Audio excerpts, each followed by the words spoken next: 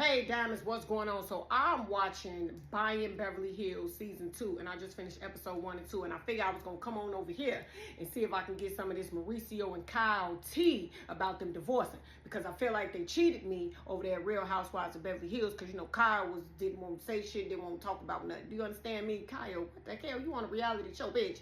But with that being said, so now her face is in the place, because she's even being seen on here more this season than she was the first season and shit, right? So, all of their daughters, with the exception of Portia, is working at this agency, right? So with that being said, Alexia, I guess she feel like y'all played in my face last season. Y'all was talking shit because I was the boss's daughter and saying I didn't know shit and real estate might have not been for me. So now, she kind of showing up and showing out. She done improved herself. She know what she doing. She getting more listings and all of that. So her and Joey, now mind you, they used to mess around back in the day. That's a little disclaimer for later on, right? So they got this collaboration of a listing together, right? And Joey going around trying to shade her, throwing shade like, yeah, I got it because, me and him was playing golf on the golf course. I impressed him and I kind of, persuade him to give me this listing, right? And Alexia felt some type of way because Alexia was like, why you going around lying and shit, talking about you got it while you was on the golf course with him? You got it, we got it because we went to school with him and I went to school with his ass in middle school. So how you going around lying? And Joey was like, well, yeah, I did talk to him on the golf course and he picked you, right, for me to collab with because you good at event planning. Trying to say that she don't do shit, but he plan events for the agency and shit. So, Alexia feels some type of way because she like, no, I do more than event planning, motherfucker. I know what I'm doing, right? So they had their little open house. And so, Joey was putting his team, because they all have teams, right? You got the Umansky team, you got the BZP, which is Joey, and then you got Ben team, and you got some other teams, right, at the agency, right? So, Joey started putting all his little promotional advertisement of his team everywhere throughout the showing. And Alexia was like, again, she was like, so what's all this shit? You sitting around here putting all this, your team on here, and if I knew we was doing that, then I could have brought the Umansky team, lit promotional shit too. Like, what you own or whatever. So she was pissed off at him or whatever, as she should be, right? So, Sophia, who everybody's scared of, which I don't know why, but they are, right? So, Sophia feels some type of way. Sophia was like, if he was going around doing that, talking shit about me, and now he doing all of this with the listing, I get into his ass, right? So with that being said, then you got Zach. Now, Zach is working at the agency, right? But he used to work at Hilton and Highland. Now, Hilton and Highland is Kyle and Kathy Hilton family business, right? And Mauricio, if y'all remember, Mauricio used to work there. And he got his ass fired over there when it was on Real Housewives of Beverly Hills because it divided the family. You understand what I'm saying? With Kyle and Kim and Kathy and all of that shit, right? Because Mauricio felt like, I bring 20% to this company. I do so much for this company. I want a piece of equity.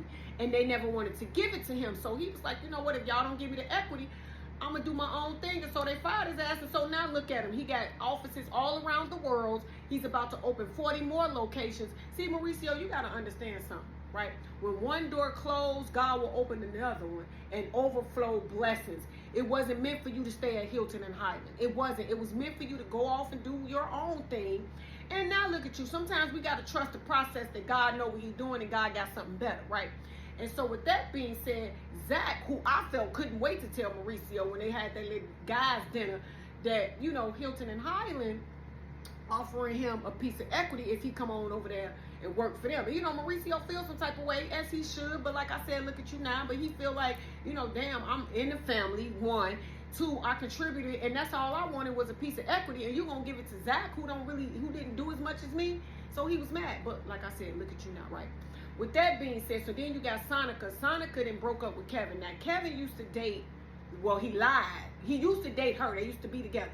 But he lied about hooking up with Ben's now ex-girlfriend in the office, right? So now they done broke up. So, Sonica feel like, I feel like everybody at the agency is acting funny with me now since me and Kevin broke up. And, Brandon was like, well, no, I don't think he was saying in his confessional, like, no, I don't think it's because, you know, you and Kevin broke up, it's because you don't do shit. You don't show up, you don't do nothing, right? So I'm guessing Sonica don't do nothing. But when them cameras come on, now here she go over here at the agency to want to work.